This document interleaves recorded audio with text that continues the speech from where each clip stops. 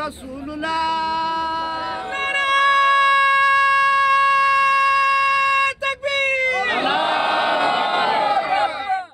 Bismillahirrahmanirrahim.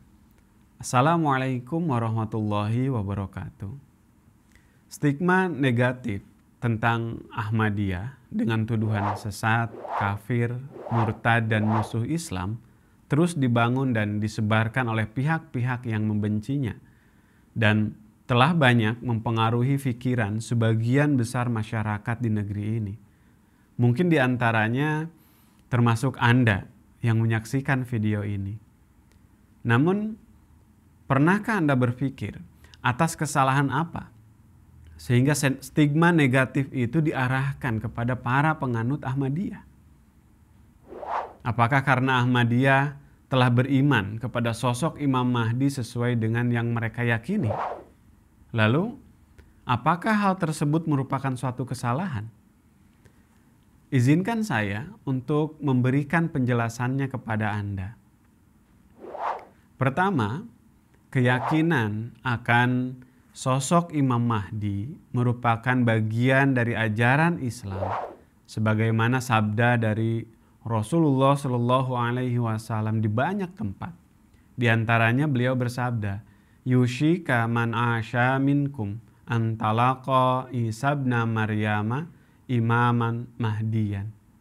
Bahwa hampir-hampir orang yang berada di antara kalian akan bertemu Isa ibnu Maryam sebagai Imam Mahdi. Bahkan kemudian penekanan agar mengikuti imam zaman itu disampaikan secara jelas melalui lisan beliau yang penuh berkat. Bahwa barang siapa yang tidak mengenal imam zamannya, maka sungguh ia akan mati secara jahiliyah. Nah, kebenaran akan hadirnya sosok yang dijanjikan itu telah sampai pada taraf mutawatir. Sehingga keimanan kepadanya menjadi satu kewajiban yang diyakini oleh semua golongan dalam Islam. Baik dari kalangan Ahlus Sunnah maupun dari kalangan Syiah. Maka pada titik ini tidak ada seorang pun Muslim yang dapat mengabaikan pesan tersebut. Sehingga semuanya menanti-nanti sosok yang dijanjikan itu. Yang kedua, meskipun semua kelompok dalam Islam telah meyakini nubuatan akan datangnya Imam Mahdi, namun perihal sosok Imam Mahdi itu sendiri, setiap kelompok memiliki interpretasi yang berbeda. Dan mereka berpegang pada pemahamannya masing-masing. Ahlus Sunnah wal Jamaah misalkan memiliki pemahaman tersendiri. Dan begitu juga dari kalangan Syiah. Bahkan dalam masing-masing golongan itu memiliki pemahaman yang beragam juga. Ya, di kalangan mereka yang mengaku Ahlus Sunnah misalnya, ada yang meyakini bahwa Imam Mahdi itu adalah Nabi Isa yang dulu diutus kepada Bani Israel. Setelah Allah mengangkat hidup-hidup ke langit, maka ia akan turun lagi ke bumi. Sedangkan sebagian lainnya, tak sedikit juga yang memahami bahwa Nabi Isa Israeli itu telah wafat. Dengan bukti-bukti yang nyata, baik secara akli maupun nakli. Bahkan Al-Quran telah banyak menyebut perihal tersebut. Maka muncullah pertanyaan, siapa sebenarnya sosok Imam Mahdi itu?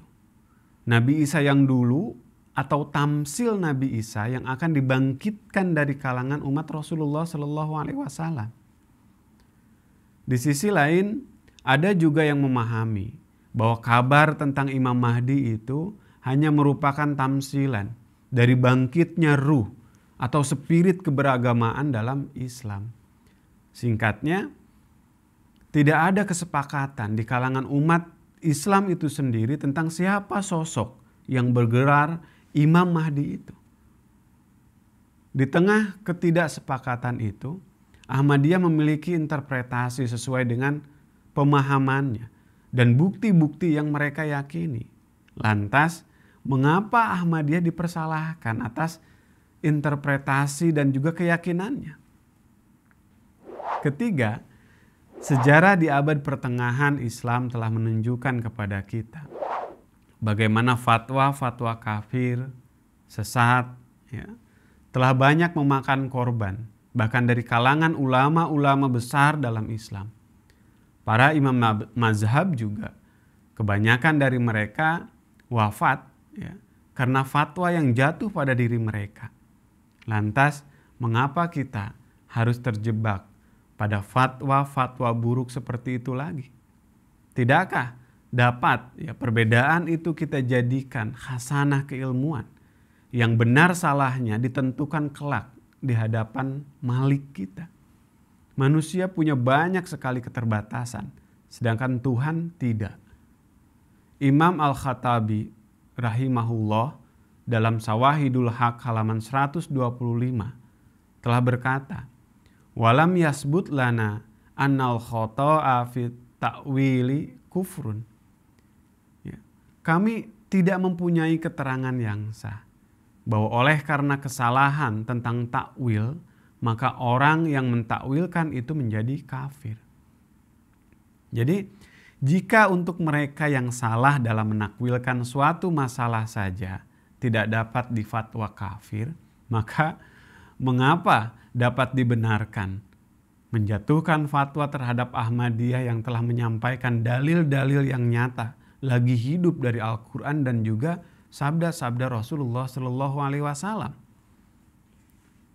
Ahmadiyah yang difatwakan sesat itu adalah mereka yang telah menyampaikan tabligh Islam secara terbuka kepada dunia barat. Ahmadiyah yang difatwakan kafir itu adalah mereka yang telah membangun ribuan masjid di berbagai penjuru dunia, baik di Eropa, Amerika, Afrika, dan juga Asia. Ahmadiyah yang difatwakan kafir itu adalah mereka yang telah menerjemahkan Al-Quran ke hampir 100 bahasa di dunia. Ahmadiyah yang difatwakan kafir itu adalah mereka yang dengan rela memberikan pengorbanan yang demikian besar bagi penyebaran pesan Islam. Ahmadiyah yang difatwakan kafir itu adalah mereka yang dari waktu ke waktu terus menunjukkan perkembangannya yang positif. Hingga kini telah berdiri di 214 negara di dunia. Maka alih-alih saling menyesatkan, apakah tidak lebih baik jika setiap golongan dalam Islam fokus pada tujuan-tujuan baiknya dalam memberikan manfaat kepada umat manusia dan bekerja sama dalam penyebaran seluas-luasnya ajaran Islam yang rahmatan lil alamin. Assalamualaikum warahmatullahi wabarakatuh.